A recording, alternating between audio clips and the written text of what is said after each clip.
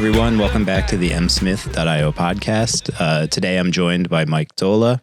So he is a full-time dad, part-time entrepreneur, founder of Stronger You. We have a lot of stories going way back for things related to technology, just different things that we've kept in touch with over the years. And you've been up to some pretty cool stuff recently. So first off, we've been talking about doing the podcast. Hey, Mike, by the way. Hey, how are you? I'm great. It's a little late, but I love this. Yeah. And the only time we could really make this work is after the kids went to bed. Yeah. And that's my life. A guy that sold a business, kind of retired, has kids, and is still so busy somehow. Yeah. You keep super busy. And you have me out way past my bedtime because I'm basically an old man at heart. So I'd be in bed right now, like snoozing away. So if I say anything delirious or crazy, it's just because I'm tired. Yeah, so that's all right. It's a good excuse though. But we've been talking about doing the podcast for a little bit now, right? Like we were talking about it back when you had the Stronger You office over at Regal Bag Factory and all that other stuff. So I'm glad that we could finally be here. And I feel like it's the right point in time. Like it happened for a reason right now. Yeah. It's like we're doing this. It was like another lifetime ago when we talked about starting or doing this together. Yeah. When you look back on it, did you ever imagine yourself being where you are right now? That's the easiest way to answer that is a very enthusiastic no. I had no idea. I don't think plans like this could have happened if I wanted it to happen. I tell a lot of people that talk to me about the whole thing. They're like, hey, I want to do something that you did. How do I do it? I'm like, you don't plan it. You just kind of help some people and see what happens.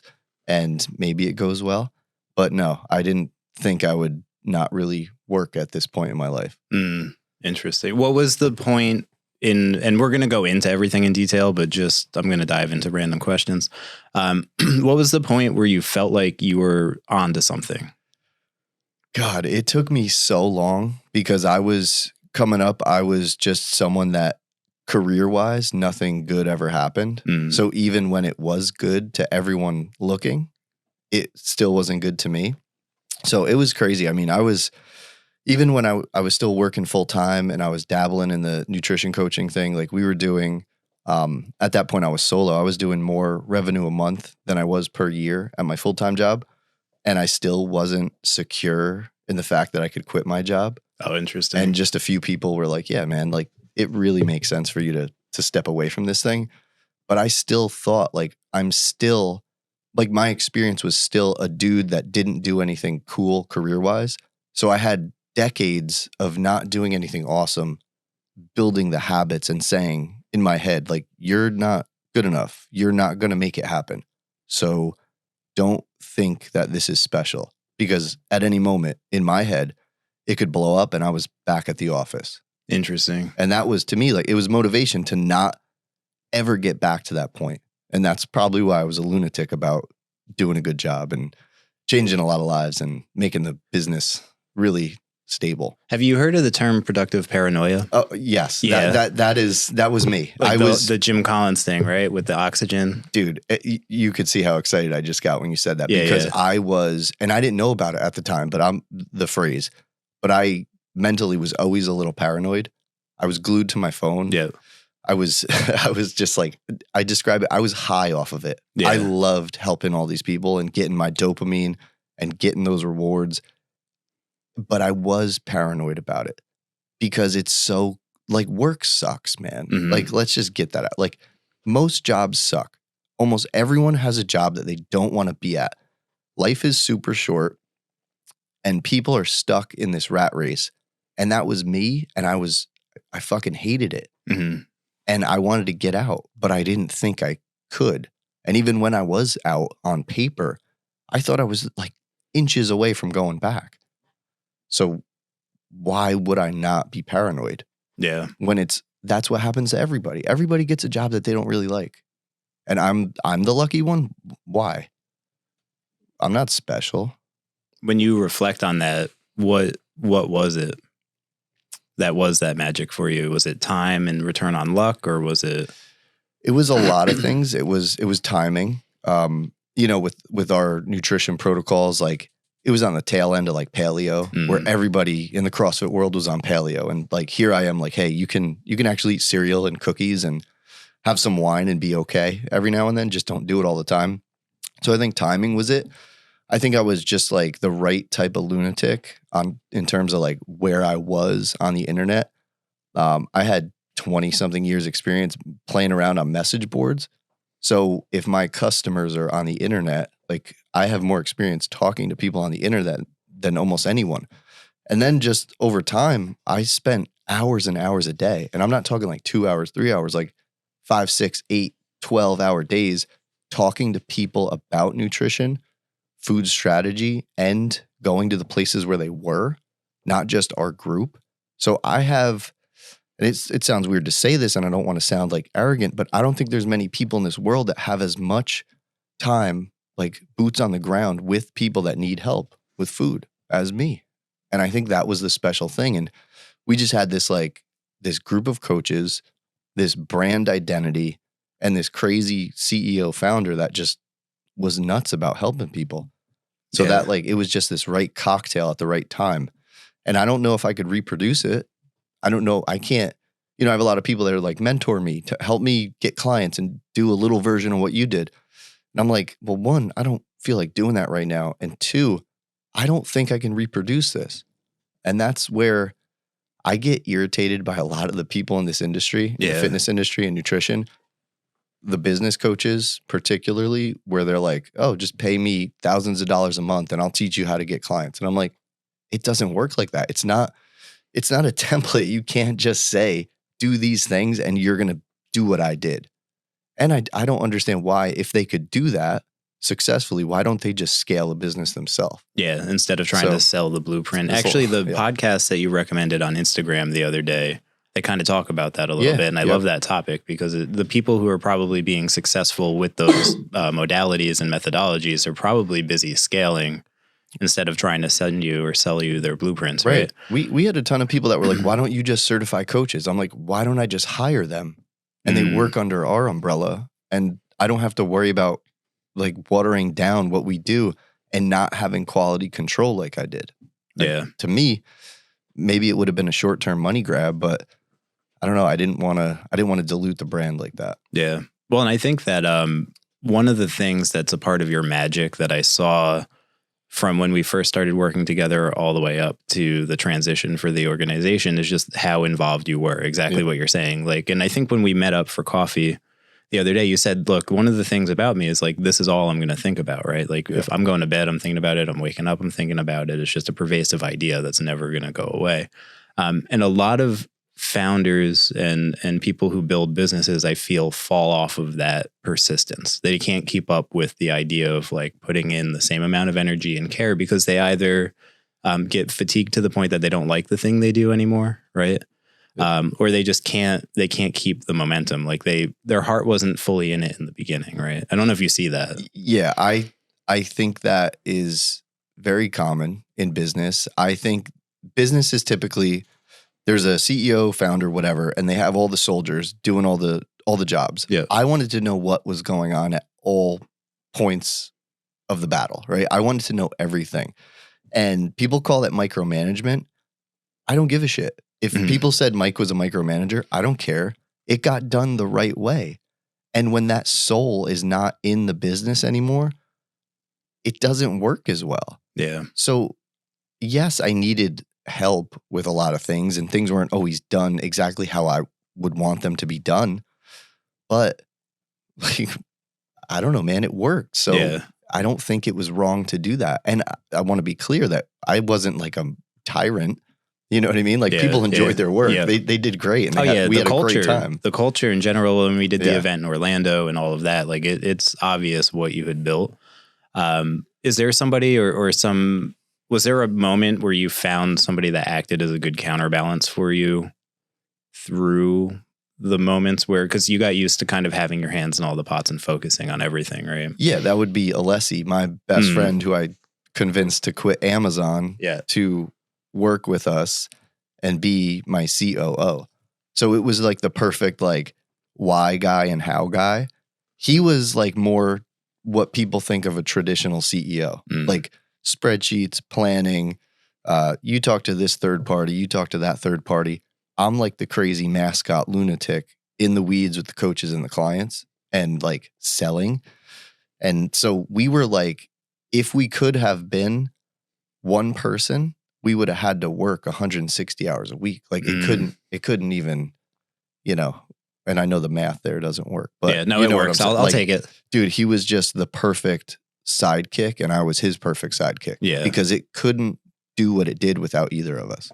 Yeah. Yeah. And I felt that balance, right? Yeah. Obviously, me being the numbers guy, like I would talk to Alessi a lot and talk spreadsheets. Right.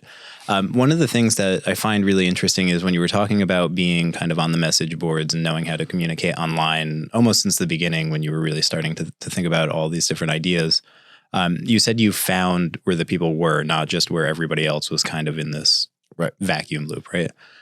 What was your process for finding those watering holes or like finding where you could provide value instead of extract value? It's a good way to put it because I think of it like ponds and oceans, right? Like people go on Instagram, coaches these days, and they're just putting out information and hoping a fish swims by. I'm like, fuck that. I know where the fish are. They're in these groups that are related to fitness, whether it's like Peloton, CrossFit, Tonal, friggin' jump rope groups, like people that are trying to get more fit usually want to tie in nutrition. So I'm like, all right, I'm going to hang out in these places. And a lot of our clients were already in these places. So I had backup. So anytime someone would ask a question, I would be there and I would answer it. And again, this is the thing that you cannot replicate if you don't love it. I was doing this anyway. I just happened to turn it into a job. So when I talk to coaches now and they're like, how do I get clients? I tell them like, hey, you could go in these groups and like, don't sell and be a weirdo, but go in there and help people, answer questions, build a reputation. And then you'll start getting tagged and you'll start getting respect from the people that have the questions. But nobody wants to do that. Yeah. Because you could argue it took me 6 years, 7 years to warm some of these people up. But it didn't matter because again, I was just getting my dopamine off of helping these people, knowing that this person came into this group, was confused as hell about fat loss or whatever. I gave them some simple tips and that could change their life. Like, cool, I made a job out of it, but that's cool to do anyway. Yeah. That's why I still do it. Yeah, that's awesome. And one of the things I love that you do, and you've been doing it consistently recently too, now that you're back on social, I want to ask about that too. Yeah. Is the Q&As that you do. Like you'll just wake up and you'll be like, hey, it's Q&A day. Like, let's just go for it. I don't plan. I'm just like, I just post it up there. They're literally like masterclass entrepreneur and leadership and idea sessions that I don't know if you do it intentionally or not, but they're so powerful and authentic and raw that it's different than like all the other Q&As you see. Because you'll go through your feed and it's like, oh, business Y is doing a Q&A today. And it's like, why are you guys so great? Oh, I'm so great because, you know. I love it. And it's partly selfish because I get my fix of like being like, oh yeah, cool. I know how to answer that. But it also helps a lot of people and I love that. So it's just fun for me to put it out there and I'll just put the little Instagram question box and say, ask me about whatever. And people will sometimes ask weird personal stuff, which is whatever. But most of the time it's like coaches or people in the industry or people that want to lose fat, get healthy, whatever. And I love, like sometimes I'll do video, but I think I'm so much better when I do the typed ones because I could add so much more context. Yeah. And I don't have to rush through it worrying about one of my kids yelling in the background. So I can just type it, I can edit, I could move more words, I could give so much better value, I think. Yeah. If I type it. I'm not sure if that's the same opinion as the readers or viewers, but I feel like I'm much better when I type it out. Yeah, I like the typed ones. The videos are always fun because you add comedy. I feel like that's a part of your like brand personality. Just being goofy with it. Yeah. I think business, everyone is so like, they have a stick up their ass. Yeah. They're always overly professional. And that always comes off to me as like boring. Yeah.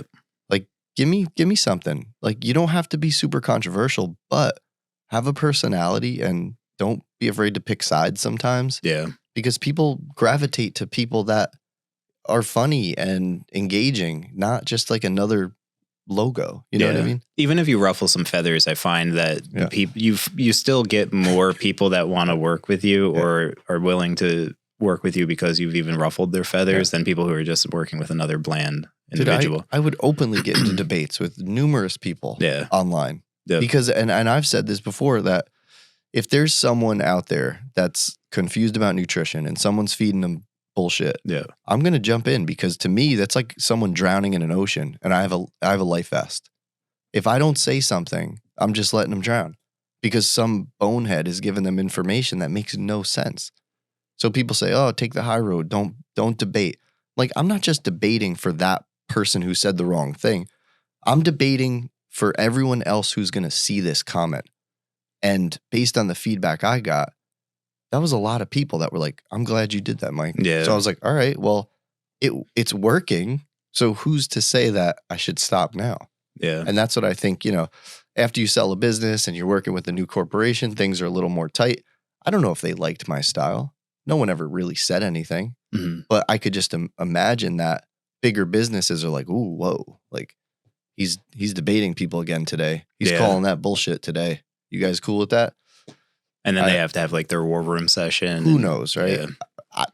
When me and Mike were running the business, it was like, yeah, I'm just going to battle this person real quick. Yeah. You just came in. This cleanse is bullshit. Yeah. This cleanse is stupid. I don't know why anybody's doing it. Well, and I feel like that challenging needs to happen even more so now because the amount of information. I told you that I signed up for like the NASM stuff, right? And I'm just doing that out of interest. Just by virtue of me doing that and putting my email and whatever on some list somewhere, I'm getting all of those ads you're talking about, right? Like, oh, you want to do a coaching business? You're paid me $10,000. Oh, you want to know the best way to have, XYZ body physique? It's actually due to glucose spiking or something. And it's like, so you get people that want to be healthy now. And I feel like the amount of things that are being hit via targeted ads with them on Instagram and stuff is even worse. Yeah. Like it just keeps getting worse. And I don't know what your perspective is on that, but I hate it. Like I'll talk about this stuff and then I'll get the ads for it. Yeah. So like the collateral damage I'm receiving just to try to get the information out there. Yeah. I'll say something about a glucose monitor and someone will say, or I'll get the ads about it. And I'm like, God damn it. Yeah. Like now I got to hide these and deal with this for the next week. Yep. So yeah, I feel the same. You aren't wearing yours right now? Never. I do love that perspective that we were talking about where it's like people are so quick to be able to do something like that, but they won't track, right? That is the weirdest thing to me, right? Like 99% of the time, if someone is like, hey, I want to lose fat, I'm eating healthy, I don't do this, I don't do that, I can't figure it out. And I'm like, all right, well, you're probably just eating or drinking too many calories. Yeah. And they're like, oh, no, it's not that. And I say, well, it is. It's energy in and energy out. Yeah. That's it. But when you ask these people for more information, they don't track anything. So if you're not tracking, you're just another person with an opinion. Like you just are guessing. And if you're not tracking, you have no idea and no real argument to say that you're eating the right amount. Yeah. You're not. I mean, we've seen it, like, ignore the science literature. We've seen it tens of thousands of times. In nature, it's what happens.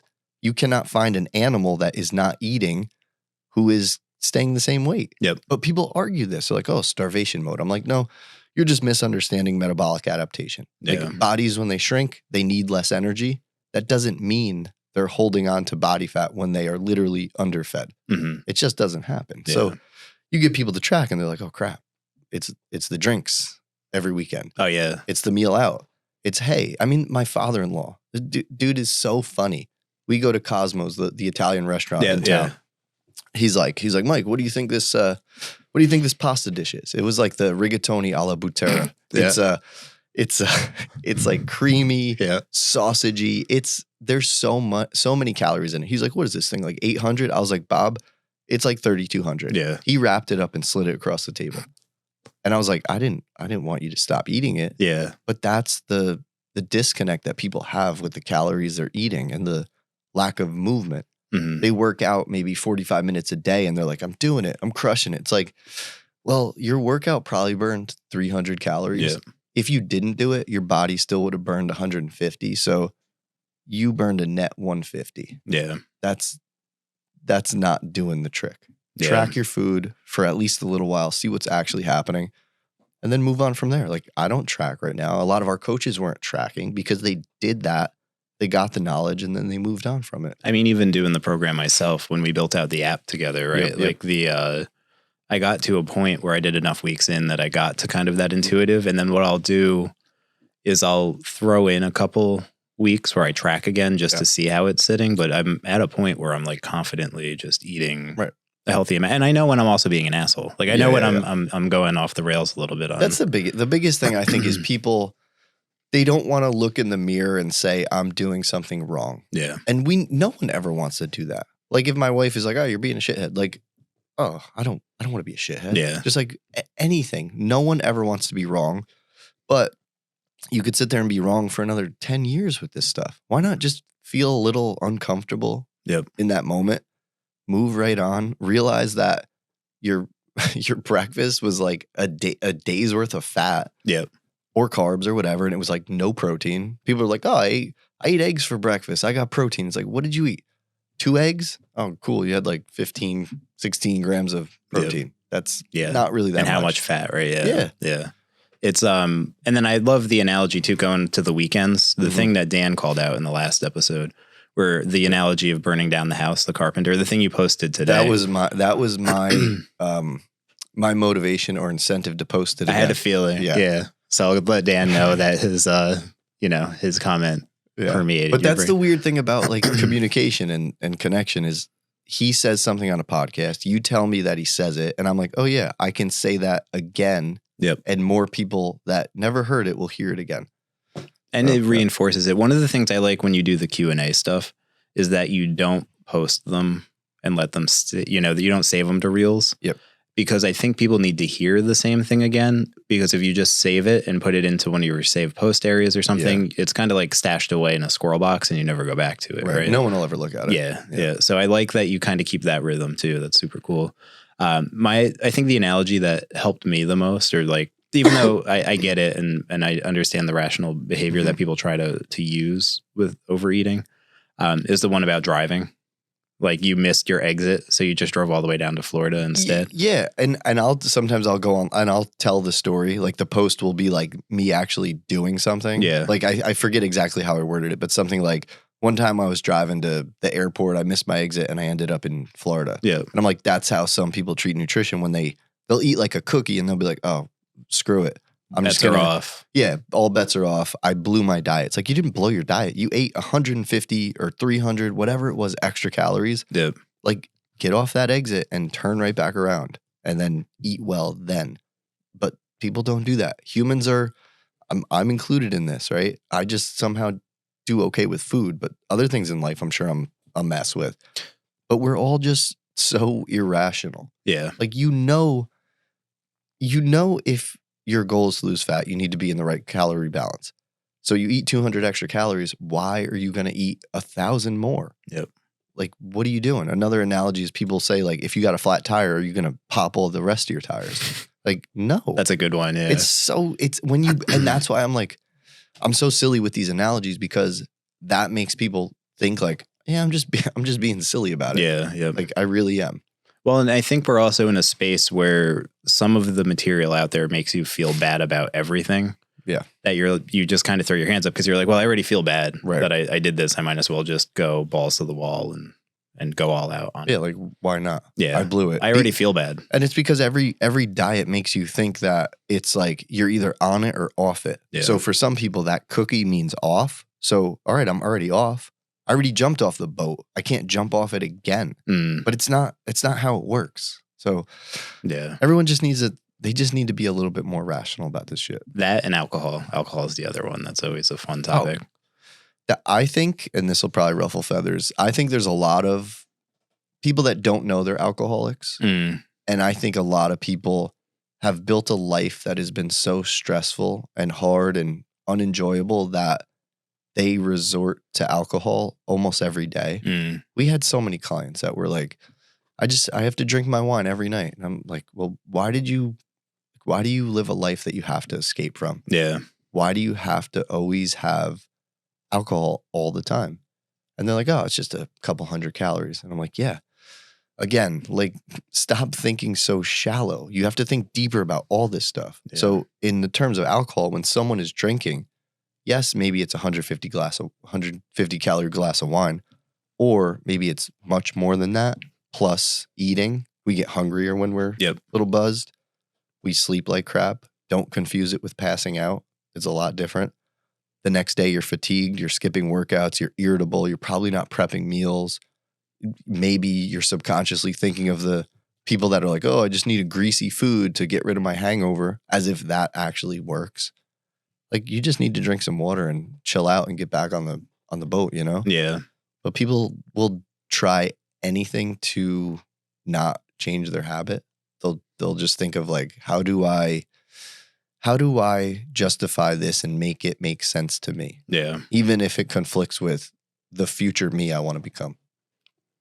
Interesting. Well, and I think the magic that you guys had too is that you had the community and it wasn't just because anybody can give you the science and what to do, right? Like you can go and just get the numbers and have somebody try to follow it, but it's the extra care and attention that goes into caring about the person, actually analyzing all of the habitual patterns that they have, and then all of the other people that are on that journey and struggle that you guys fostered in your communities and forums, right? So like if, Jane Doe's having a bad day, talks about those behavioral patterns. Other people are like, I've been there too, right? It's not just coming from the coaches. It was huge. And I used to say, it's like when you're in school, you didn't always want to go to the teacher for the question. Yeah. You would look over and be like, all right, classmate, like what's the answer? Mm-hmm. And you start trusting your peers just as much as you trust the teacher, which can backfire, obviously. But the way we did things was so interesting and purposeful that we were basically making every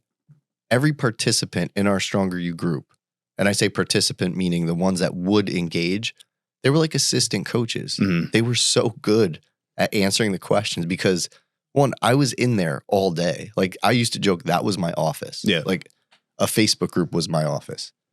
They would see how I would answer. The coaches would see how I would answer. And then they would just give those similar answers to the new members. So it was like, and it was just so cool, and everyone was so friendly, and it was like this little like Disneyland for adults type place. Mm-hmm. And it was so unique, and we didn't tolerate people being assholes to each other. We had a few situations where people were jerks and we'd kick them out. And, we had one guy was like just this weird, like toxic dude. Yeah. That was like talking down to a lot of women. I just kicked him out, and that's wild. Wild. He left a 1-star review and said borderline cult. So what do? I take it, I screenshot it, I blank his name out, I share it. Yeah, that's a compliment to me. Mm-hmm. That this group of strangers is so tight that we kick this dude out. He leaves us a 1-star review, and we laugh about it. Yep, because that's what we are. Well, calling somebody a cult can be endearing because every successful group of people. I make this joke all the time with the military, right? Like, it feels like borderline cult. Anything I say, because I brought that up, is not an expressed opinion of the U.S. Air Force, blah, blah, blah.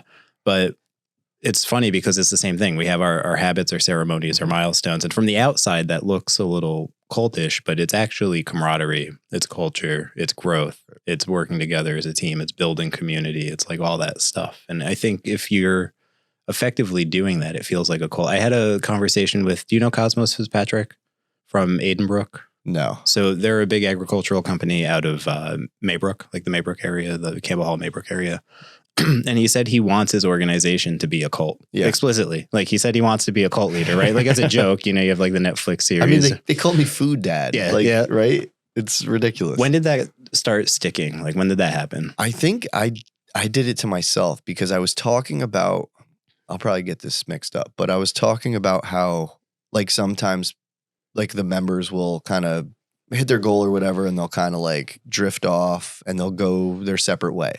And I started to equate it to like a college kid that would go off to school, but he always had the bedroom, or she always had the bedroom at home. Mm. And I was like, we're just like your food parents. Like, when you're in our home, we're going to take care of you, but we want you to thrive outside of it eventually one day. For some people, it's 6 months. For some, it's 3. For some, it's maybe 5 years. Like, that's what it takes. So I always told people, like, you can come back. Like, your bedroom is right where we left it. So I'm like your food dad. And I think it was just like, yeah, he's our food dad. Has that transcended to you actually being a parent now?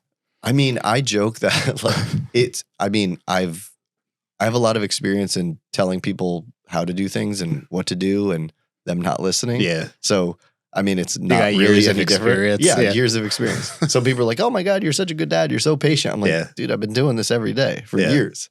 It's just a little different. And again, we're all kind of the same. We push our boundaries. Like my daughter, one of my daughters, the one that can speak now, is old enough to speak, is like, dude, at dinner tonight, she's dropping the fork on the floor. Yeah. And she's like, Dad, I need my fork. I'm like, baby girl, I know what you're doing. Yeah. And she's like smirking at me. So like, I'm like, all right, you're not going to get a fork. You're not getting it back. Yeah. So baby, you have to use your fingers now. Yeah. And she's like, I don't want to use. And then she'll learn. So it's like people making silly decisions with food. You just have the say, all right. flashbacks, right? Yeah. So yeah. Dude, it's all the same thing. That's awesome. What why food was the thing when it comes to health that you stuck with? Why not fitness or Yeah. Well, my start was with CrossFit. So if we backtrack, I don't know, 2011, 2012, I'm working in HR in the office that I eventually ended up quitting. But I'm like, how do I break into the fitness industry? Like, I want to work in the fitness industry. I like it. I think I know it. So how do I do it? And I had every thought from like renting a box truck, driving to people's houses after work, training them. And then I was like, wait, that doesn't make sense. My years of banking prior to that were like, yeah, dude, like you don't want to go into massive debt for this idea that you don't know the amount of work. investment. So I'm like, all right, well, maybe I'll just get like the NASM cert. And I put it out there like, hey, does anyone want to like work out in my garage? I'll help you out. No one really cared. And then I figured the easiest way, and this is not a knock on CrossFit, this is how the industry is in a lot of ways, is I just said, I'm gonna get CrossFit certified, and then I'm gonna make my garage into a CrossFit affiliate. The issue was I started way late. Like people used to be able to do CrossFits in their literal garage of their home, but not now, especially in our area. There's like 5 really good CrossFits. So if I'm competing against them, if I'm a consumer, why am I going to Mike Doehle's like old ass cold garage? And it was cold. Like it's not insulated. So you touch a barbell and it's ice cold. So that shit didn't work. No one really cared. I didn't pay much attention to like the business aspect of it. I really thought the old like moniker of if you build it, they will come was real. That's not real. Yeah. If you build it and it provides value, then maybe they will come. But you know, I put it out there. I was CrossFit Newburgh. I did that for 13 months and realized this is not working. It was like $3,000 to affiliate, which some people think it's like a franchise. It's not. You just pay to basically be on a website and use the name. And I was like, this isn't working. Plus, all these people, like maybe at the peak, like 10, they could work out somewhere else. I didn't really care what workouts they did as long as they were like lifting and moving in some way. Yeah. I didn't have to be the guy to give that. I wanted to handle the other 23 hours in the day. So when people come to work out at whatever place they go, that place is only providing an hour worth of value. I knew that if I handled nutrition, I could handle all the other lifestyle factors and make a bigger impact. Plus, I could do it on a cell phone, or I could pop up Facebook or spreadsheets or whatever on a work computer. I know that's not the best thing for like employers to hear, but this is what some people have to do to get out of the rat race. And I knew that because I was only able to do 1 or 2 hours a night out of my garage, it wasn't going to cut it. Yeah. The return's not there. No, it wasn't. So it was really, and it sounds so stupid, and it's like it's a real story. You know that meme where that guy is like picking through the dirt. Yep. And I think it's on the top or the bottom, there's another guy that shows he's turning around. Yeah. And there's diamonds right past where he's digging. That's how I felt. Like I saw that and I was like, fuck it. Let me just try the nutrition thing. Let me see if it works. And it was like, it cost really nothing to try to transition to that. Yep. And my coach at the time, Trevor Cashy, he was like, dude, you're good. You know what you're talking about. Just go for it. And I was like, all right, like, why not? Yeah, because you've already been doing it up to that point, right? That's what so like you've kind of been helping with that aspect of people. Yeah, it was mainly it was just the fitness at that point because the CrossFit. But then I was like, I would give general guidance, but I wasn't actually coaching the nutrition until I dropped the CrossFit name, and I was like, all right, I'm just gonna do my own thing. Okay. What in the beginning was it a lot of CrossFit that you saw that you were helping? Like, was there some synergy there, or was it just kind of anybody that you were helping? Yeah, so it was anybody, but there was a big bias towards CrossFit. Got it. And that's more luck and opportunity that I had by affiliating with CrossFit. I knew a lot of people in the CrossFit world. They didn't know me probably at the time because I was this little rinky-dink garage. But I had access to so many people who were not offering nutrition. So I was able to get in as the nutrition dude to so many CrossFit gyms. So I was unsuccessful at training people in my garage. But I said, all right, well, you guys have 100 members. Do you do nutrition? They're like, oh, no, we don't. And my first thought is like, why the hell not? Like, I'll do it. Yeah. And we would, dude, because that culture's so tight. Yep. And they're all a bunch of weirdos that work out with no shirts. Like, well, if you talk about cult, right? Like, and I don't mean it in a bad way, but like CrossFit boxes, they're cults, right? Yeah. Like, so we would have like a couple people that they would get awesome success because the biggest issue with all these gyms, again, is you're handling about an hour of their day. Yeah. You're telling them a bunch of shit to go do. They're not doing it. They needed someone on the outside to be the coach in their pocket when they had questions or struggles, or someone to tell them about sleep or alcohol or whatever the hell. Yeah. Like, I'll just be your teammate, CrossFit. Yeah. Let me help your people. And then it would blow up in all these little CrossFits because these people would work out for months and months, no results. They would come to us. They would lose 20 pounds, whatever it was, perform better. And people are like I would literally get emails that would say, hey, I just saw my buddy at CrossFit. He told me about your program. I want to jump on. That's awesome. So then we would start aligning with the owners and the coaches and be like, well, we'll just give them like 10% off.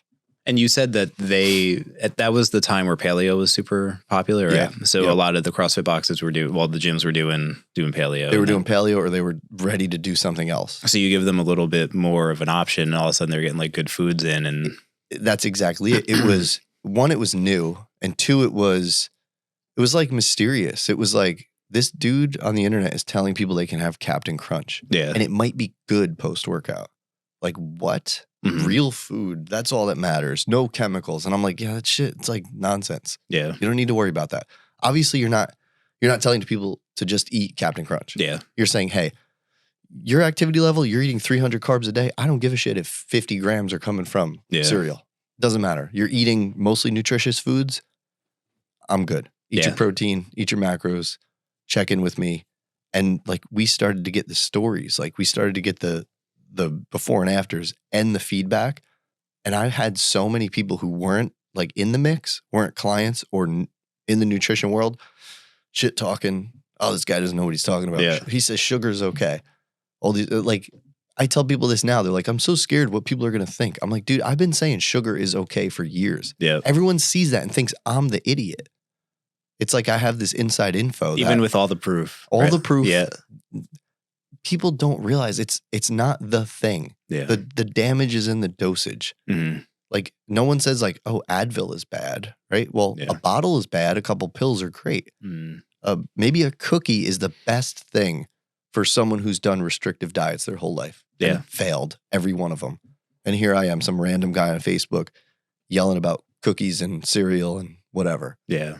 That has such a psychological healing effect too. Yeah. Like, there's just so much to it was that. Refreshing for people. Yeah. They're like, oh my God, finally. I can be human. Yeah, I can be human. I don't have to avoid life. I just have to moderate it and actually moderate it, not just think I moderate it. Yeah, that's awesome. On the Q&A stuff, one of the things that I have is like a flag planted in my head that I want to bring up is the comment you made about high school. Oh yeah. So I want to dive into that if you want to. We can't mess it up. What was the question again that someone sent me? It was just about being awkward in high school. I remember. No, it was the egg. Man. Yeah. It was if I can add one food. Oh yeah. Or one food to any meal, what would it be? Yeah. I said the egg. Because like you'll hardly realize it's there and it won't mess anything up. Yeah. Just like me in high school. Yeah. Like, cause I just blended in high school. I just played it safe. I wasn't loud. I wasn't like super popular. I don't know why I said super. I wasn't popular You're at all. popular. I was just like, you had long hair. You were flipping it. No. I was just normal dude that just went to school, went home. that was it. Yeah. So yeah. What did Mike in high school hope for? Oh man. So for years, I just thought like good jobs and stuff just kind of happened because I knew people that had them, but I never really thought about what went into them. And high school, they don't really, my high school, I went to NFA. Yeah. Like maybe now it's better, but they didn't really prepare me for college. And I decided, because I was super shy, I went to community college and I was like, all right, I'm just going to drive to school every day. And in high school, it's like you're graded on attendance. There's little shit quizzes. There's homework. Yep. There's the tests. There's so many things to get graded on. And then in college, it's like, here's your test and this is going to be your grade. And I'm like, what? Yep. Like this is... And you're left to your own study. devices. Yeah. Was not prepared. And that's like, there's a version of me that is such a hardworking maniac, but there's more versions of me that is super lazy and doesn't want to do shit. So if I'm not passionate about something, I'm not going to do it. And that was me in like college and in high school was easy, right? I was high 80s average. Like I could have probably went to a decent school, but I was like, yeah, I'm shy. I'm going to stick around here because my friends are around here. And I went to community college for business. Yeah. Then I got stuck in banking. I think it's such an interesting idea that I'm saying interesting a lot. I guess that's the word of the day. People need to put more effort and emphasis on finding their passion, not finding their paycheck. Yeah. Right. Like I think people need to figure out what that thing is. And I'd like to, not to be utopian or whatever, but like if everybody was doing something they're passionate about, even if it's not the full-time thing you're doing yet, but if everybody was getting some satisfaction out of doing the thing that they're passionate about, think about how much better like everything would be. Yeah. I have like weird conflicting thoughts about this because one, I dream of a world where everyone's doing what they want, but then I realize the world could not exist the way it does if that happened, because all the basic tasks of the world no one's going to do them. Yeah. So we have to have that work being done somehow. Maybe one day it'll be robots and that will be great. Yeah. But I don't know, like the whole seek your passion thing is tough for me because I think a lot of people want to find it and stumble upon it. But then when they do, they realize they can't make money with it. So then they're just like, oh, the world sucks. And that was probably me at one point. Super jaded about careers and jobs and probably jealous. I don't really know if I was, or envious, I would say, of people that just like seemed to just walk into like successful, I don't know, careers that they were happy at. And I'm over here with like $300 in a bank account most of my life. I know that feeling. Not wanting to go to work. So yeah, it's what. How much of that do you think was bullshit though for the people that looked like they were happy and successful? Yeah. I mean, a lot of it's probably like a front. Yeah. Life is really hard and crazy for a lot of people. But I don't know. I mean, they seemed happy, so I can't say they weren't. But I think there's probably more like textbook successful people, like entrepreneurs that are like crushing it, that are probably miserable. Yeah. That are like just empty, that have money and like success you think you see, but are probably going home, just never see their kids, or they're just awful people. We definitely know. I mean, I'm not going to speak for you. I know people like that firsthand, just different companies I worked with and all that other stuff. I think one of the things that's a really interesting perspective, actually, so we're in Hudson Valley podcasting studio, which is ran by Caesar. He's sitting over there. You can't see him. Super cool space, by the way. You're like the first official episode I'm doing. I got like this cool look. I love this place. Yeah. I'm used to, like I said, Zoom podcasts. Yeah. Nothing against Zoom podcasts. I did them myself when I had our podcast, but this is cool, man. Not I feel my special. style. Yeah. I think this is the play now. This is the way I'm going to do it always. Yeah. But one of the things we talked about when I did an episode with Caesar was the idea of knowing the employees that come to the office and what their passions are.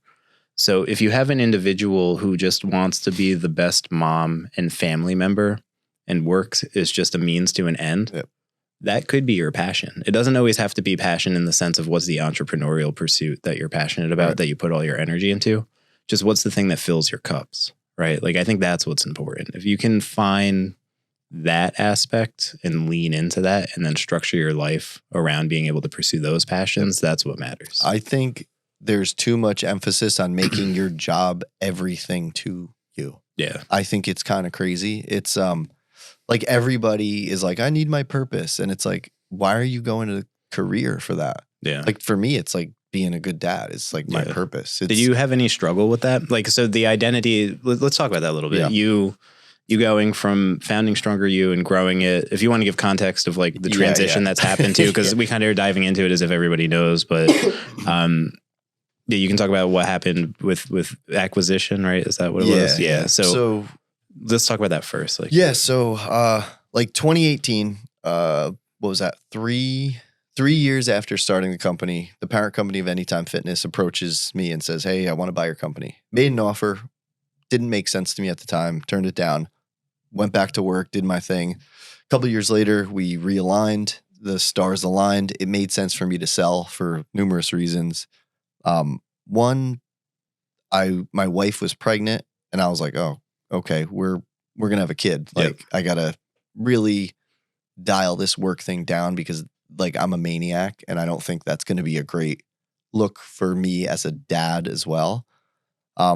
There's always, and I'm going to say this and people are probably going to think it's weird. It's like, if there's money on the table that will change many people's lives, you have to consider taking it.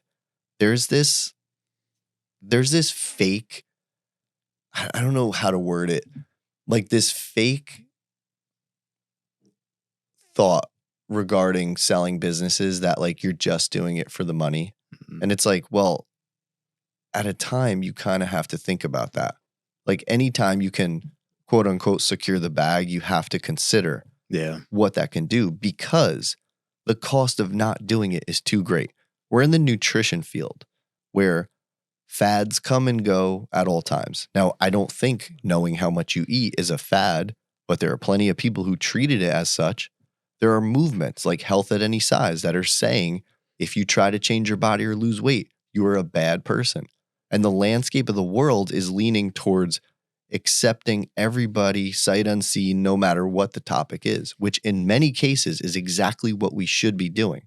But when it comes to health, I don't think we play that game of thinking everybody's just as healthy if they're running around with 100 extra pounds. Yeah. Like that's just, if people want to argue with that, fine. Yeah. But when that is coming at you and you're like, oh, what is going to happen with nutrition coaching in the next few years? There's thoughts of maybe I'll just get out of it. Mm-hmm. So I just wanted to be done.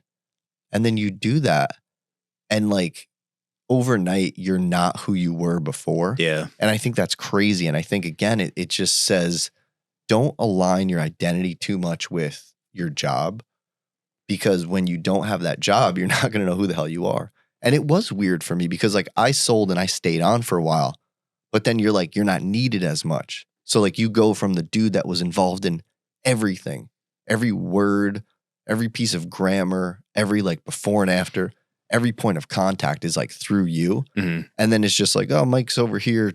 Just go post today.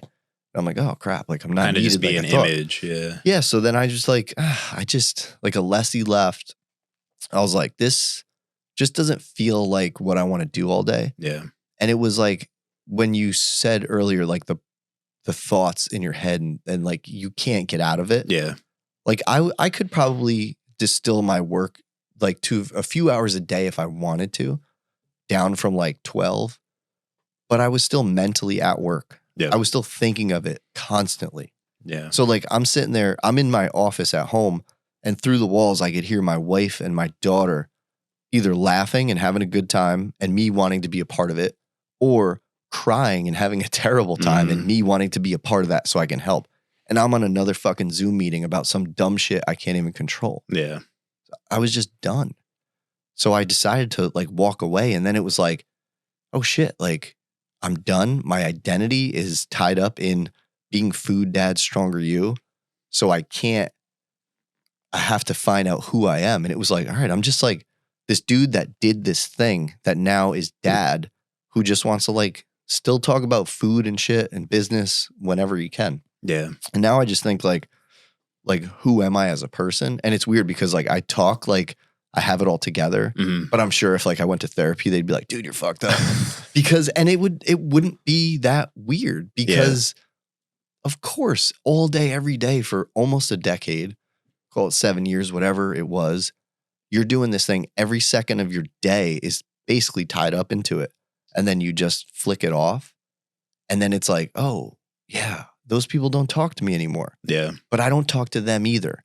So it's not on them. It's on all of us. But you start to realize like this little cult and this like family it's just another work relationship. Yeah. And that's the thing that's like, it's weird, but it's like, no shit. Like, why would it be any different? So it is weird to go from being known as this thing. And I've said this, like, most of the people that know me because of that. So like, I am of no use to a lot of people anymore, which is a strange feeling in terms of like how I feel as a person, because you're like, oh, fuck, like I'm only valuable if I talk about food.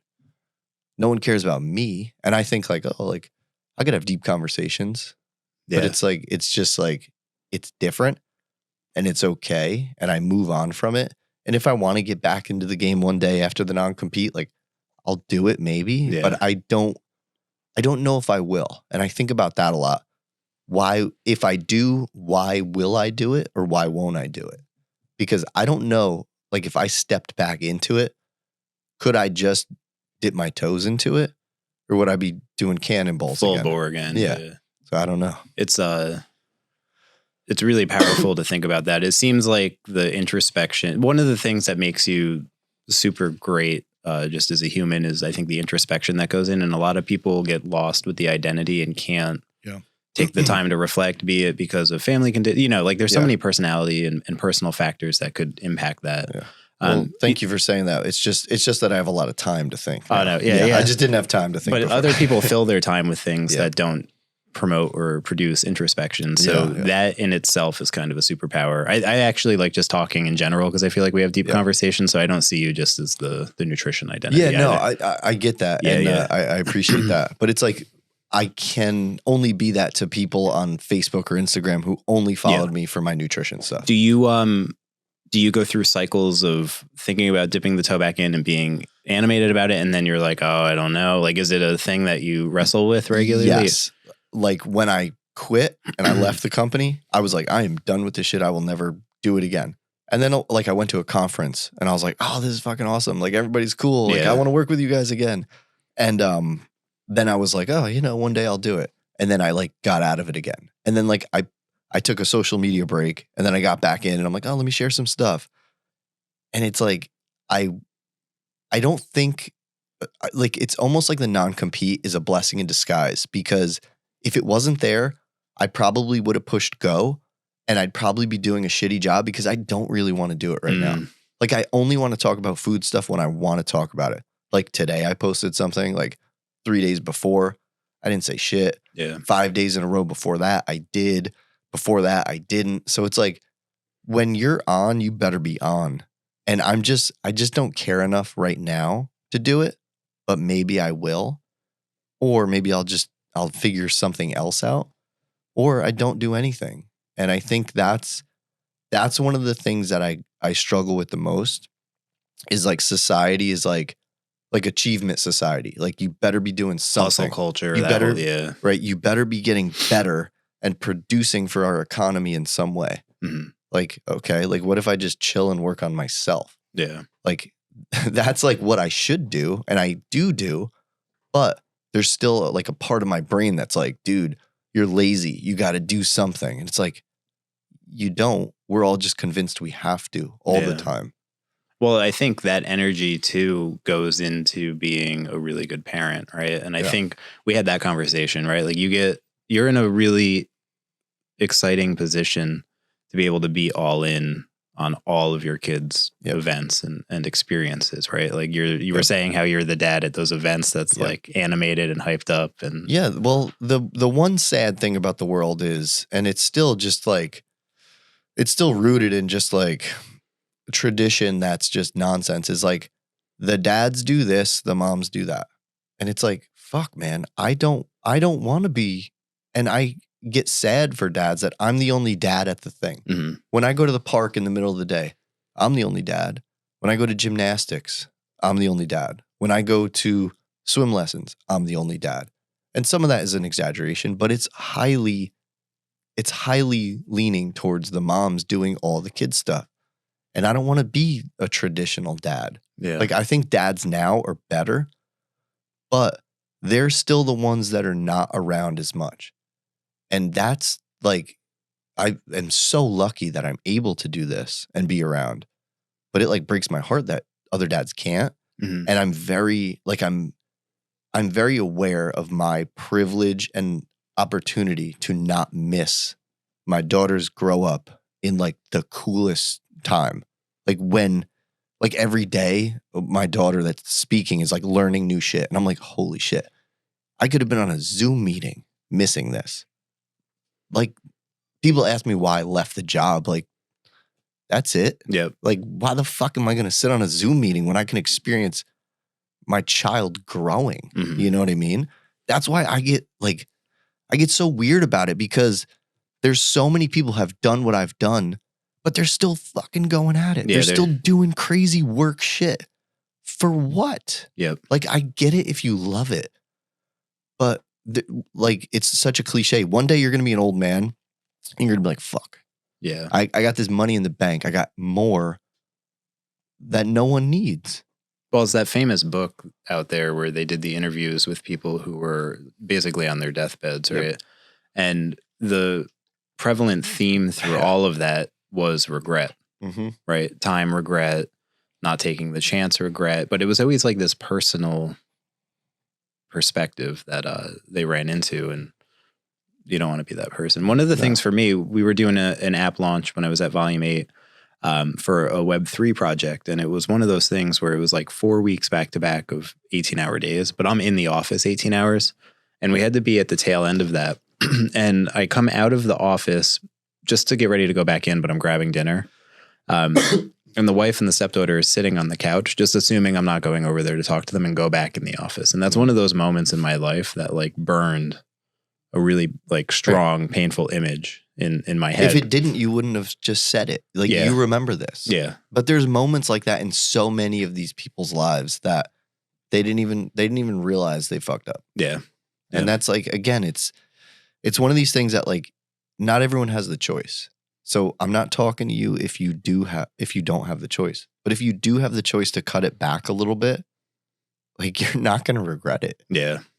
It's so many. It's funny how like you have those moments, and it sounds like you did with like the past job and why you wanted to transition. One of the things that stuck out for me when I was wrapping up the MBA is I had an interview over at Merrill Lynch. And I remember going there and I was like, oh, cool, this could be my successful job. I can have the suit. I can do all of the high notoriety stuff. And then I got there and the people were so fucking miserable. Dude, yeah. Like black rings around their eyes on their third wife, like all of these things. And they're like, you're going to eat Wendy's for the first year, but don't worry. You're going to go. Yeah, you'll make $100,000. It's like, okay, Yep. cool. Like, the investment banking world is, it's rough. dude, it's insane. Yeah. It's not for me, man. Like, I thought, like, when I was doing work and I was into it, it was play. Yep. And again, that's why it worked for me. But there's a lot of jobs that are miserable. Well, that was my moment. Yeah. Like, that's where I was like, nope. Yep. So boutiques, startups, technology. I went for an MBA and I just like technology. So I started going that route. And then it's always been, for me, like my passions are either like what we talked about on the fitness side and all of that, or technology. And technology, I started in medical software. So I got the best of both. I got to see like the human component and how technology overlaps with that. And then how you can actually use these large data sets to make meaningful impacts for people. So I just followed that. And that was just something that I was like, oh, this is cool, right? And I was like a kid in a candy shop just walking around, like asking questions. I started as an account executive. Yeah. Right? Yeah. Like the sales guy that just has to go and make everybody happy. And then I would find my way into developer calls and just go that route. So, and you stepped up and did it. Yeah. And I think that's where, like, again, I sound conflicting sometimes, because I'm like, you shouldn't work so hard that you never see your family. But there's a lot of people who don't work hard at all. Oh, yeah. And that was old me. I would just show up to work and be like, why didn't I get a raise? Why didn't I get that promotion? It's because I didn't do shit to stand out. And the landscape now is CEOs and bosses are assholes and workers are exploited. And it's like, well, yes, in some cases, but no in others. Yeah. There are a lot of asshole bosses, but there are also a lot of lazy shit workers that expect everything handed to them. Yeah. It's not a polar stance either way. Yep. It's somewhere in the middle, right? Like you said, there's definitely shitty bosses and there's shitty employees. And you're seeing this push with like the anti-work movements, like Dude, the subreddits. I'm that's exactly where I'm coming from. Yeah. That it's a shit show. I'm like, you just don't want to do anything.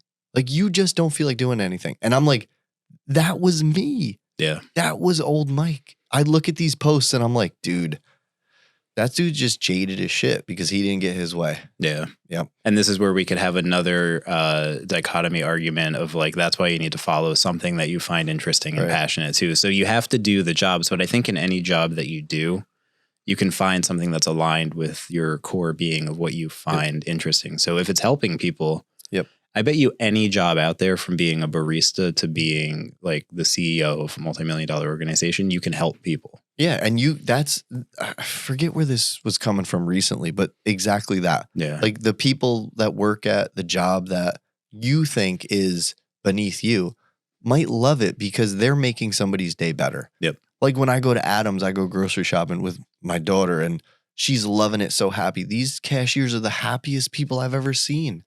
Like, they might be just as happy as I was.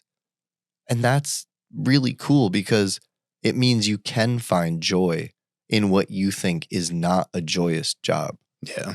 Yeah. My mom's been doing like the ShopRite and like that aspect, like kind of like the mid-tier management stuff.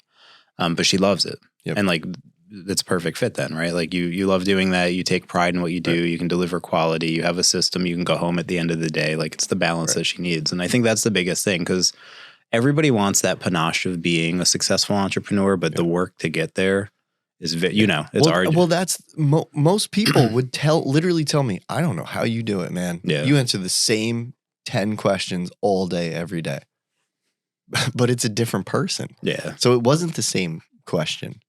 Or it wasn't the same result. It was this new person. I exposed them to something that I had inside me that can help them. Yeah. So I get it. It's like, yeah, it was nuts to be glued to the internet, glued to your cell phone, answering very similar questions over and over, dealing with coaches saying, oh, this sucks. Like, this was like, yeah, but this is the job. But I had a good time doing it. It, at the peak, before the acquisition, what was the total amount of members that you saw? I think, like, lifetime? Yeah. I think over 50,000. That's wild. Yeah. And how many countries?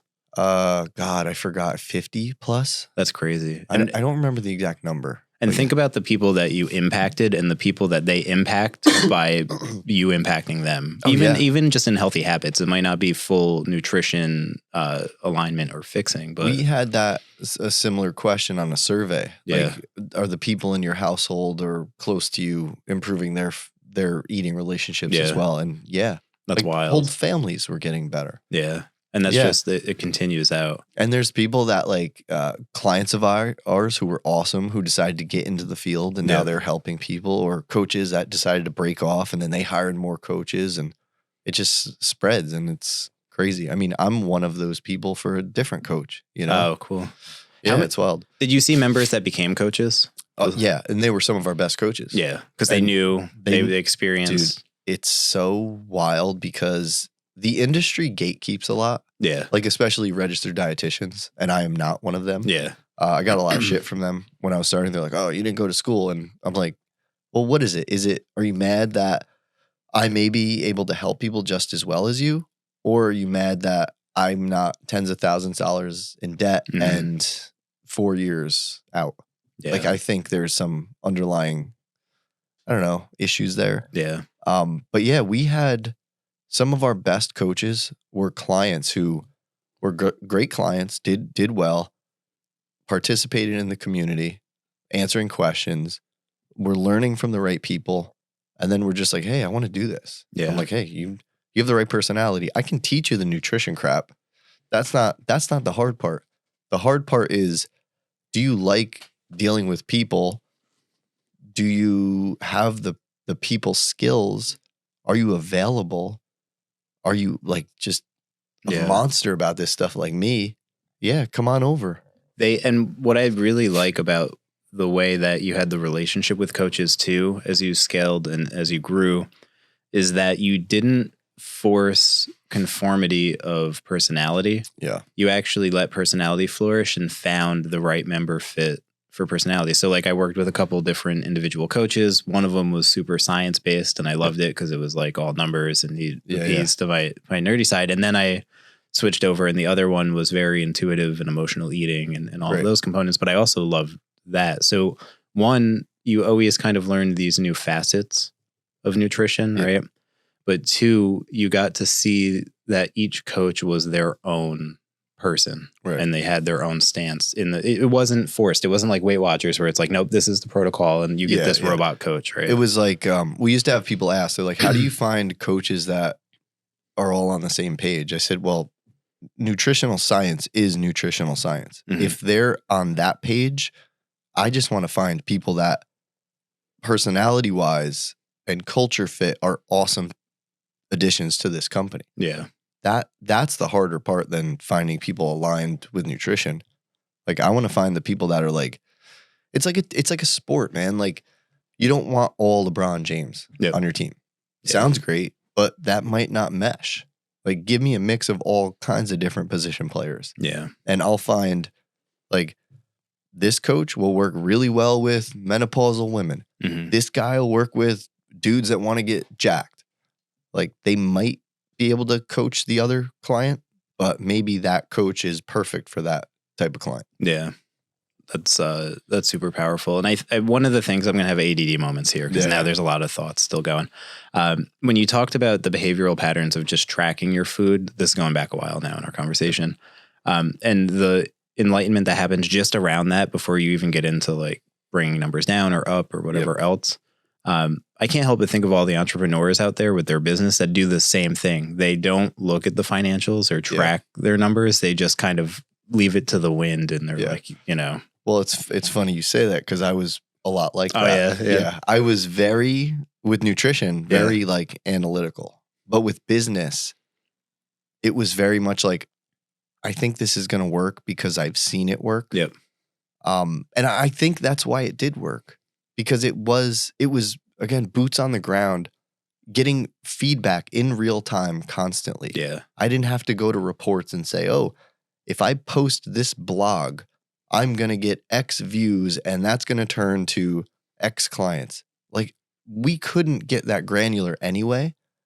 So I'm thinking retroactively more. So like the business owners that don't look at the cash flow they've had up to that point. Right? Oh yeah. I was kind of a lunatic. Yeah, so I was about to say you definitely were good with that. Yeah, so I have the perfect example is like people with the scale, right? Some days it goes up, some days it goes down. I know exactly when people's scales are going to go up, usually on the weekends, and then they're going to start dropping Monday, Tuesday, Wednesday when people get back on track. Yep. Just like the business, I used to tell Alessi, I'm like, what the fuck's going on? We're really slow today. He's like, it's Saturday. Nobody cares about signing up. And I'm like, you're right, but like, why are we so low? He's like, dude, we're going to be crazy on Monday. Yeah. And it was like, Mondays were insane. They were nuts because that's when everyone is like, okay, I'm going to get back on board. I'm going to sign up. Yeah. So I would judge our business sometimes based on what happened on Saturdays, which was stupid of me. And he would just be like, dude, chill out. We're fine. It fuels that productive paranoia. So does. One could argue that it actually helped you keep the pace. It's funny because some of my examples of like my lunacy was like, I would be in Facebook groups on a Saturday night. Like someone would say, hey, Mike, they just shouted out Stronger You. I'd be like, hey, thanks for shouting us out. Yeah. Like that might be all I said. I think the fact that you do that though is already like years ahead from a lot of these people. And I don't have the experience you have, but people who want to work in any form of services or relationship industry. Yeah.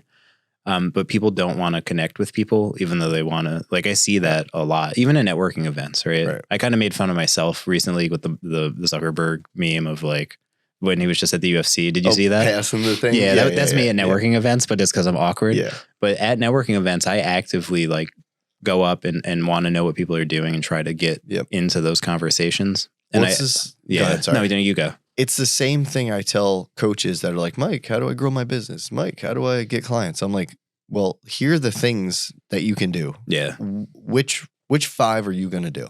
And like, oh, I don't feel comfortable. I'm like, well, now you know what it's like to be a client and not want to do any of the things you ask. But this is what it takes. Yeah. Like, I didn't want to speak in front of anybody. Like, I would go to seminars and I would think in my head, and I almost did it. I almost canceled the seminar one time because I was nervous. And I was like, I'm going to tell him I got a flat tire.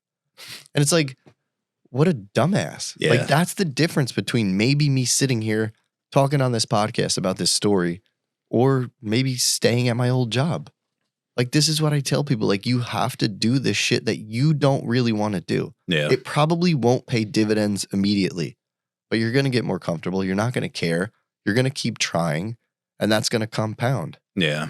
That's one of the things I do appreciate about business school. There's a lot I don't. And if the dean's listening to this that I have a relationship with, she's going to give me a lot of shit. But they do push you into the uncomfortable spots a lot. So like public speaking, one of the worst things I ever had to do is you record yourself giving a presentation. Yeah. And then you watch that recording with the class and you point out all the things you did wrong. And then you have to present again and watch the recording. It was probably the worst experience I've ever had. I wouldn't want to do that. It was horrible. It was literally horrible. And that's like, so you know how I'm kind of awkward now? You're like, I hate myself. This is like 19-year-old me awkward. So like I'm giving a presentation and my hands are rising like Ricky Bobby and Talladega Nights. But I really like that you kind of beat the drum for people who want to get into the space to go out there, be in their, in the uncomfortable zone, because that's where growth happens too. I've talked about that a lot already. But also just things that are so common sense that people don't think of. So like the laptop sticker, that's a huge thing that I'm seeing come back up a lot on social again. Now you posted about that, like just do the laptop sticker. And it looks like a lot of people have done that. Do you want to tell that story? Yeah. So I worked in coffee shops a lot, and I realized that a really easy way to get clients is if they know what you do, and people are nosy. So I had Joe actually at Volume 8, make me a sticker. I uploaded it to decalgirl.com. Okay. It said, "Hi, I'm Mike. Ask me nutrition questions. And if you're shy, go to strongeryou.com."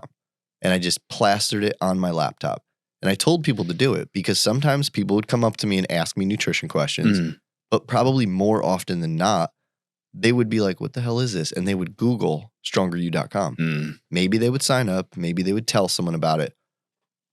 But it was just an opportunity to get in front of more people. Yeah. And I would do other silly stuff like leave money with the barista at Starbucks and say, hey, here's $100, pay for the next however many people that this takes. I'll sit by the bathroom or whatever with my laptop sticker and they'll point over to me. Some people walk up to me, thank me. We bullshit for a few minutes, whatever. Old shy Mike, like that's crazy to think about doing stuff like that. But like, I think you just have to get weird and creative and playful with this stuff. Like other times I would go to Barnes & Noble and I would put my business cards in the books of the diet books because I knew those books were bullshit. Yeah. They're full of nonsense. Yep. So I was like, maybe someone will laugh, they'll flip through it and then they'll end up on our website. Yeah. Like you never know. And that's like, you just have to take a lot of shots and see what happens. Yeah. And be playful with it and not worry about being super professional. But no one wants to do this stuff. They just want to make a reel, make a post on Instagram. I think they worry about the what ifs of it not being polished, right? Like people are more forgiving than you probably are concern yourself with. So like just take a stance or try to do something a little weird because people aren't going to remember anyway if it doesn't work, right? You remember our website before you guys like got a hold of it. Yeah. And do you remember when it was like, how do you sign up? You PayPal Mike Doehla. Yeah. Like it wasn't PayPal Stronger You. We couldn't change it. Like they wouldn't let us change it. So we were making millions of dollars where people were just sending the Mike Doehla PayPal money. That was the type of trust we had. We didn't have all this like weird marketing. Yeah. Like almost everyone that signed up for our company or for our service knew someone that did it, or they met me somewhere. So we had that like baked in trust. And I know we've talked about this when we met up before, but your stance on marketing too. Yeah. So. I'm like, I don't know. Like, I don't like to be manipulated and tricked. Mm-hmm. I think a lot of marketing is geared towards manipulation and trickery and just kind of like borderline, I don't know, unethical shit. Yeah. And I didn't want to participate in that. So we never really did it. When I owned the company, it was all word of mouth, but it was more like guerrilla style, like fun stuff. Yeah. And I think that was really beneficial for us because a lot of, or I should say almost every member that was coming through our doors knew that we didn't really market. So for them to come through our doors, someone had to be happy. Now, that's not how it goes if you scroll Instagram or Facebook now and you come across an ad. I don't know who the hell bought that thing. But when I think of, and this was always my take about like sales and marketing, is when I buy something, how do I decide? I go to people I trust who have experienced that service or that product. And that was like, that's what I'm going to do at Stronger You. I'm going to make this so awesome, and I'm going to arm the members with talking points and reasons and opportunities to share what we do with their network, because they're going to be way better salespeople to their network than I can ever be. So why am I going to spend thousands of dollars a month trying to get them? Yeah. Why don't I just have a good product and a cool culture and do some fun, wacky giveaways here and there, and just let me build the brand that's easy to support rather than trying to convince everyone to support us. And so you mentioned organizations, and the thought popped in my head. Did you ever get into like the organizational health like area, like the organizations that want to do like health initiatives for their whole team? So I know it's completely out of left field here. Yeah, I was a little confused. Yeah. No, my ADD is in full effect. Again, think of it like this, right? And this is the example I tell people. They're like, oh, corporate wellness, that's the way to go. Yeah. Do employees ever want to listen to HR about fucking anything they want to sell? I've seen Office Space. I know. Right. Yeah. So here's HR again. Yeah. Hey, we just aligned with this company, Stronger You. We're going to give you a discount. You guys should check it out. Crickets. Yeah. No one cares. Employees don't want to be told by HR or the company to try this new thing, no matter how awesome it sounds. And we had this one company. It was not a company. It was a municipality out in like Ohio, like 15 people. They paid for the sessions. Do you know how many people did the program? None. We got a nice check in the mail, and like nobody did the program. They didn't participate. No, because their boss was like, "Here, guys, here's a nutrition program." Yeah. They didn't want it. You have to sell to warm people. Like, it can be this thing that these companies can have, but they're not going to sell. Mm-hmm. And I hear like so many of these companies now, these nutrition companies, they're like, "Hey, Mike, what do you think? I'm going to go after corporations and then I'm going to get their employees." I'm like, their employees want to go the fuck home. Yeah. They don't want to hear about the nutrition program. And if it's free, there's a cognitive bias issue where it's not, it's less valuable, right? Right. Actually, that brings a point up that I find really interesting about your idea on pricing models. And we're at like an hour and 18. You're good to go a little bit. I'm good, man. I talk a lot, so we might put Caesar to sleep over there in the background. But so on the pricing side, I know you had a lot of conversation and debate around like the monthly model versus like buying chunks. Yeah. If you want to elaborate or dive into that. Yeah. So I'm kind of a crazy person about pricing too. I think a lot of our industry prices things way too high. People are very used to like when they buy nutrition, they buy a book that's like $20. They buy an app that's like $5 a month. They do something like that. For them to pay someone hundreds of dollars a month is not going to sit well at first. So I don't think it's good to hard sell these people because that's what it takes to crack the nut to get them to join. I don't think it's ever a good idea to basically convince someone to be in a relationship, and that's what coaching is. So my idea from the start was I'm going to charge way less, and obviously we raised over time. But when I first started, it was $120 for 12 weeks. So for the ones out there that want to do the math, it was $10 a week, all access to me. That is peanuts. But what that allowed was me to create a bunch of walking billboards for next to nothing, no marketing cost. I just subsidized it with low prices, and my network was huge. And I raised as we went, but I always had like thousands or hundreds at the start of walking billboards who were my salespeople. Now, to make people visualize this, if I charged $500 a month, maybe I had 3 clients. If I charged at the end near $149 a month, I had hundreds of people that could now go spread my message, my cult leader message, right, out into the world. Give the Kool-Aid. So I have such a large network due to a lower price where people would say, oh, well, just work with less and charge more. But my whole thing was I want to employ a lot of coaches. So I don't want a small roster. Mm-hmm. Plus, I want to change a lot of lives. So I'm going to charge less than the competition and still give more service. We still, as we grew, had world-class NPS scores. But I mean, and just the culture, the organization, all the stuff we talked about, that didn't go away. That only strengthened. So people are like, oh, if you don't charge enough, people are going to be shitty clients. It's like, I don't know where this is coming from. Like money is it's too relative to people's situation. I could tell you how many people that had from the Peloton group that would just piss away money because they had money.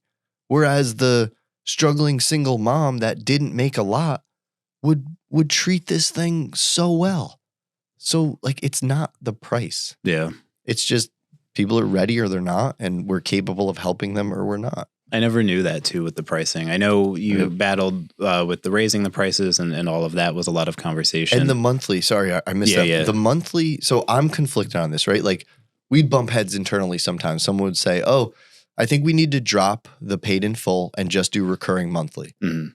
And I said, well, I don't agree, because if someone is like, hey, here's my money now, I think we should always take it. Yeah. Because if somebody is about to renew on the monthly recurring and say they get a flat tire, like what's on the chopping block? Nutrition coaching. But if they already paid for it, they're not going to come to us and say, hey, I got a flat tire, give me my money back. Yeah. It's already paid for. And that making that commitment gives enough of a timeline for them to see the positive benefit too. Because in the world of fitness and nutrition, changes are slow, right? Relatively speaking. Like to us, like cool, that's what they have to be. But to others, like they're slow. Yeah. So for someone to have to rebuy what maybe didn't really work yet every month, I think is silly. Mm-hmm. I think you should give the option if people want to do it. But I also think you should say, hey, we'll give you a little discount if you pay in full for that session. That makes sense. Yeah. And we did that for years where it was just like $449 paid in full, take it or leave it. Yep. Okay. If you don't want to do it, like we'll be here. And that, I think we had this like level of confidence in what we did where we didn't chase people. We didn't send them 30 emails to sign up after they like went to the abandoned cart or whatever. It was like, hey, we are so good that if you want to sign up, we will love to help you. But if you don't want to respond to this email, we're going to answer the next one in the list. And that's freeing, I think, for the consumer too, right? For the potential client, because they don't get barraged and harassed. Because how many emails do you get that are just... Dude, oh my God. Yeah. So many. It's like, oh, hey, you looked at my Instagram ad. Now I want you to get, I see you want to run ads. How do you want to do that? But yeah, it was just, we were confident in what we did. And like, to be honest, our methods of like follow-up were kind of shitty for a long time, but it was okay. Because we were booming. Well, the people that you were helping were actually being helped. Yep. And that's way more valuable than worrying about hunting down the conversations, right? Right. I don't want to convince anyone to be a part of it that doesn't want to be. Yeah. I think everyone that joined when I was there wanted to be there. Yeah. And then they would have the buy-in and they would tell their friends. Well, and if you're going to commit to habit change, you have to be bought in. Right. You can't strong arm somebody into habit change. It's just not, it's not going to happen. You can guide them. You can help point out and provide that perspective. Yeah.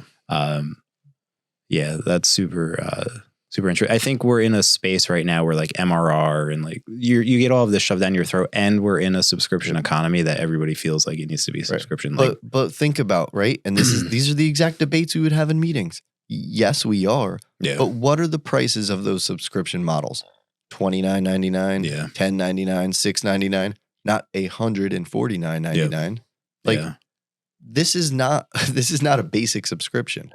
So interesting. Well, and it's but everything's subscriptions now, right? Food, we have New Cable, which is just all of the different streaming platforms. I don't know what car companies are trying to do heated seats on subscription. Oh yeah, that didn't you go heard about well. the John Deere thing, right? Yeah. You have to pay the subscription to use the thing. So if anybody doesn't know out there, farmers and the agricultural space are some of the most technologically advanced individuals in regards to the different equipment they use. So what was happening is you would have people who sell product to different farms that would hold a USB in their truck and be like, oh, you have the John Deere that you don't want to pay the subscription for, and just pop it in there and override the complete thing. So one of the things I have to bring it up because it's one of the ways that we first connected and talked about is the transition to building an app as well. Because you have a really good perspective on this. And I kind of want to just go through that. So if you want to just kind of talk about what led you up to the point where you felt like an app was necessary. Also, the perspective of do you even need the app in the beginning? Because a lot of people try to build that, right? Like maybe you build the value first, but just if you want to share your whole perspective. So it all depends what you're doing, right? We, for years, did spreadsheets. A client would sign up, the coach would get their spreadsheet set up with macros, some goals, their name, date of birth, all this stuff, and send it over. It was like a Google sheet. We realized what a mess that was with how many coaches and clients we had. It was just kind of like information was all over the place. So we started to realize like we need to make it easier for clients to check in because spreadsheets are annoying and there are a lot of people that don't know how to work them. There are things that you cannot do with them. Some people were not opening them on their phones, so they could only check in when they were on their computer. That didn't line up with like when the coach wanted them to check in. So it was just kind of messy. So we got with you guys to build as an app. And it was one of those things that like, I don't think it would have worked well if we did it at first, but we had to do it to, I think, make the coaches' lives easier and the clients' lives easier because they could just now pick up their phone and type in their stuff. It could link to MyFitnessPal. They could push a button and it could just send right to the coach. I know you remember, I'm, again, a customer service lunatic. And like, tech does what tech does. It's just going to break randomly. And it's not always perfect. And like we had a few coaches and clients who were pissed. And I was like, I'm just going to scrap this whole thing. And I'm not a believer of like, I don't fall for the sunk cost fallacy. Like if it's time to move on, it's time to move on. So I was ready to just go back to spreadsheets. Because it was one of those situations, if it ain't broke, don't fix it. But it wasn't as good as it could be. So I'm glad we did the app. I think like a lot of my colleagues are like, oh, I want to build an app. And I don't know if you remember the stories of when I first tried to. When I literally thought, don't take offense to this. No, I know, I thought you give a computer nerd $1,000 and you get an app. I thought that's what it cost. That's not how it works. You maybe get a couple hours of work with that. But it doesn't work like that. And we had a client one time that built us like a little sign-in portal type thing that was pretty cool. But it like bonked out. And he's like, oh, I didn't know you guys were going to grow like this. It can't anticipate all this growth. And I was like, well, fuck, we got to like, that should be table stakes as a developer. You need to anticipate what can happen. That's a big part of the planning process. So if we build out an application, we think about potential growth and the infrastructure to scale with the hyperactivity, right? And that's a weird place to think because everyone we did business up until that point never really thought about that. They just, and it's probably the way I always talked about the business. Like I never talked about it like it was a big deal. Like I would meet with like lawyers and accountants and things like that. And they're like, oh, well, like maybe you guys should do this. And I'm like, dude, we're like way past that. Like we're beyond that. Like just because I roll in with like sweatpants and Nikes, don't think like we're not doing well. I mean, we had people trying to convince us to change the name. Oh, really? What my first like business lawyer was like, I walked around the office and I said the name of your business. And then I said, guess what they do? And he said, nobody could guess. I said, well, that's okay. Like, obviously we're not Apple or Google, but what the fuck is Apple or Google? What does that have to do with what they do? Like, as far as I know, nothing.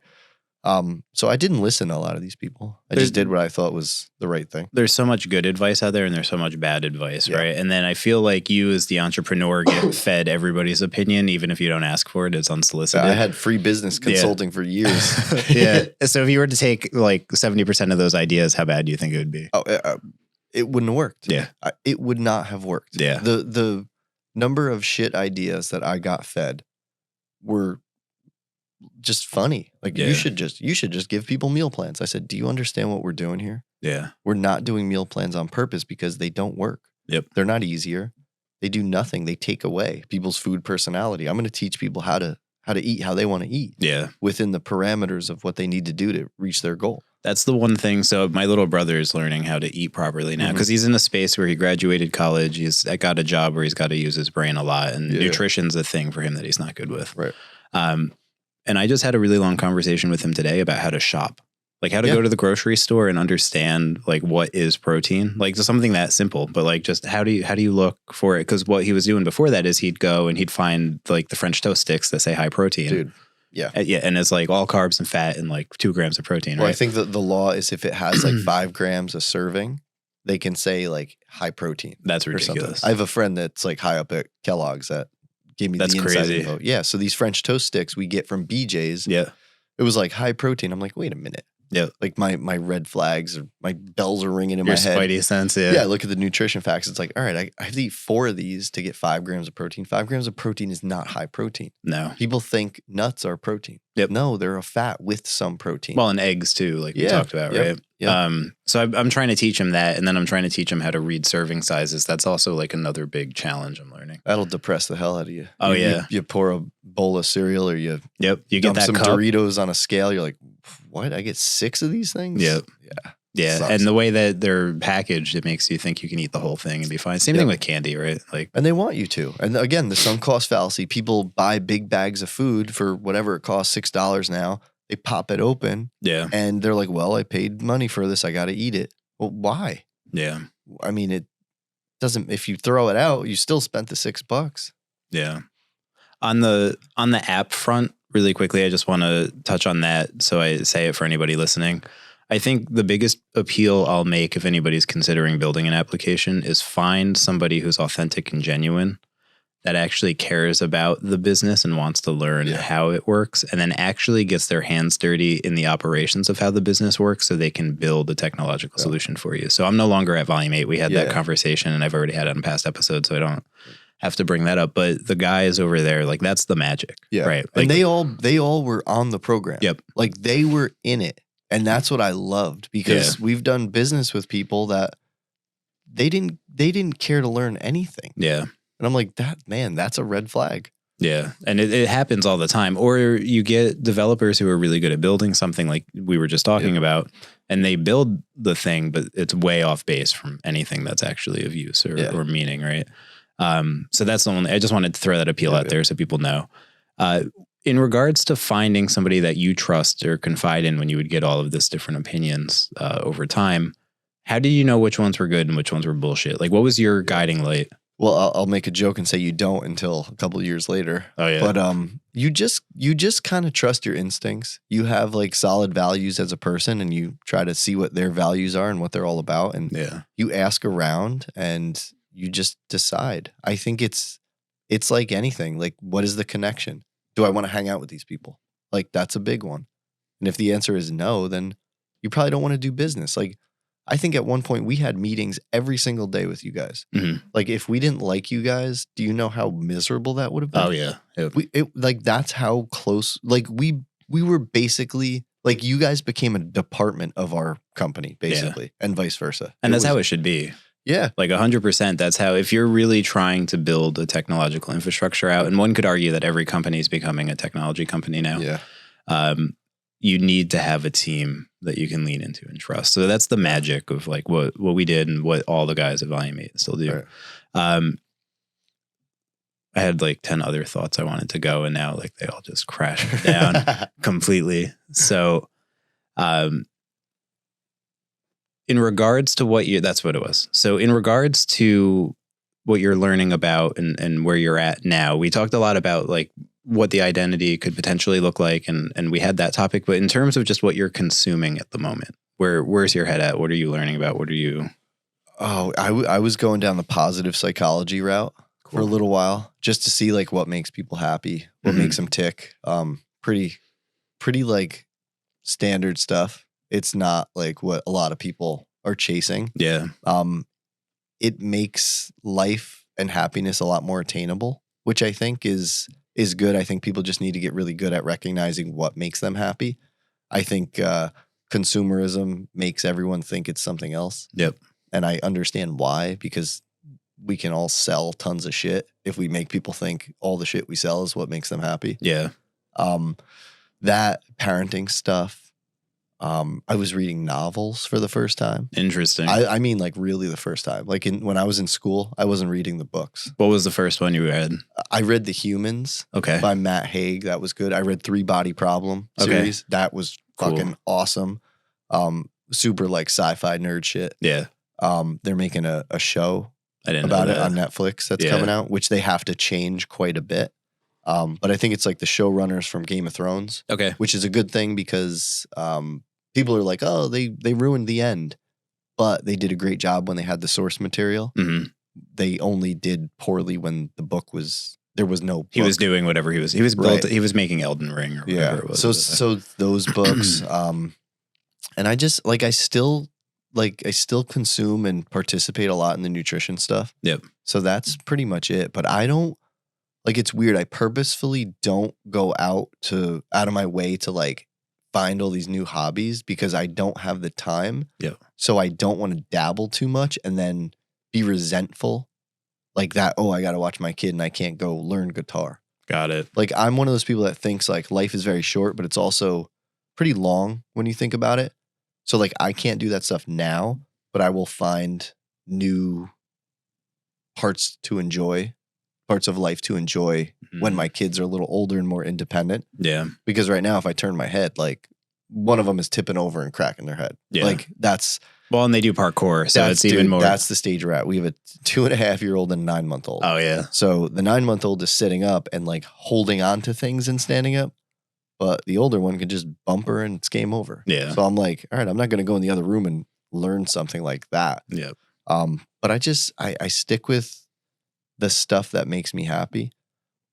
Just get curious with stuff, and then I'll just go down a YouTube rabbit hole and try to talk to the people in the field that I think are legit. That's cool. And aligned with my values. And well, one could argue the positive psychology component's just a natural maturation of what you already do, and it's just further codification of getting good habits established, right?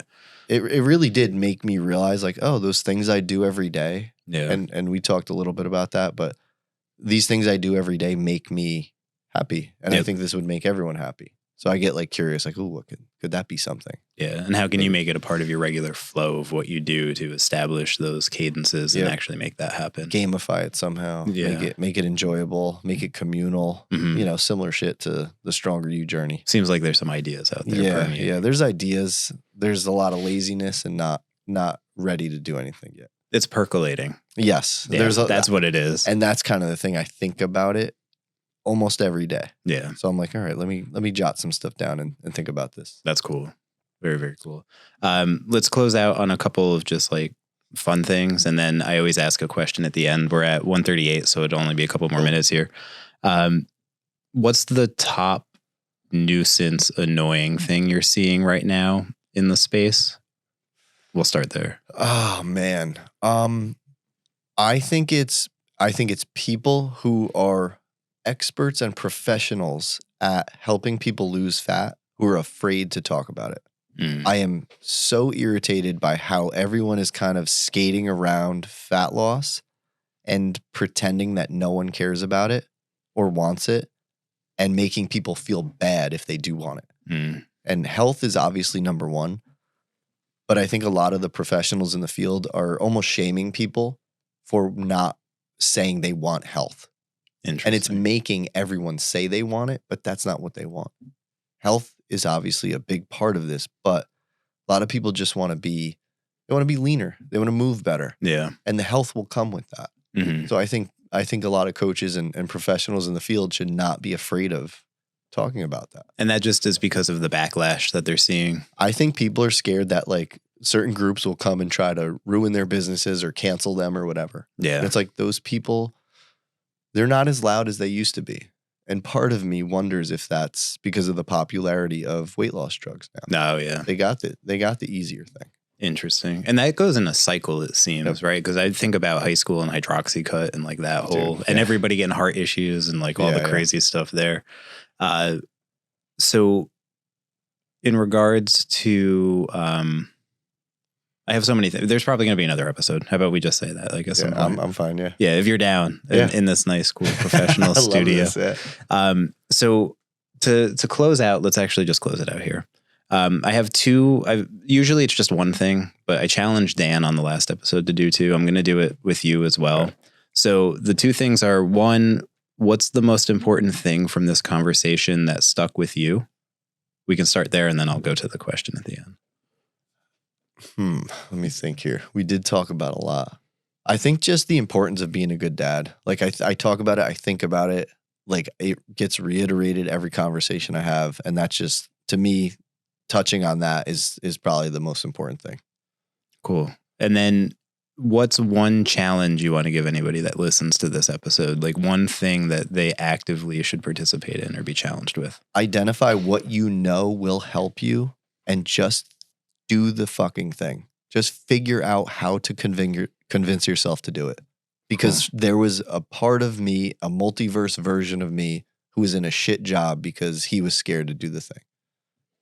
Awesome. There's no value I can add beyond there. I'll put your Instagram handle in the about for the episode. I really appreciate you taking the time to hop here. Hopefully I wasn't too awkward. I know I'm like spinning around. Dude, I'm the awkward one. I'm over here moving around. No, it's good. I didn't fall out of the chair this time. I might do that in the future. Thank you, Mike. This is awesome. Yeah, thanks for the time.